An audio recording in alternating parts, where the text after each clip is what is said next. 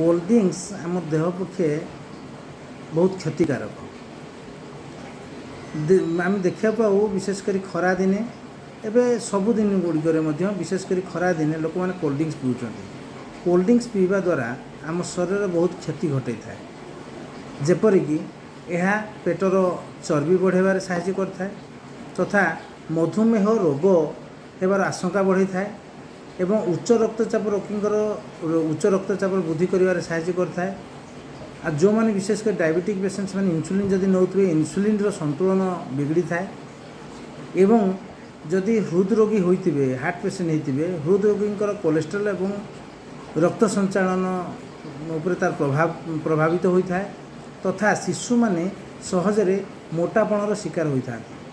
तेणु ये जो कोल्ड ड्रिंक्स बा मृदु पानीय जोटा आम कहते मृदु पानीय ठारू दूर रुहतु एवं निजको सुस्थ रखु।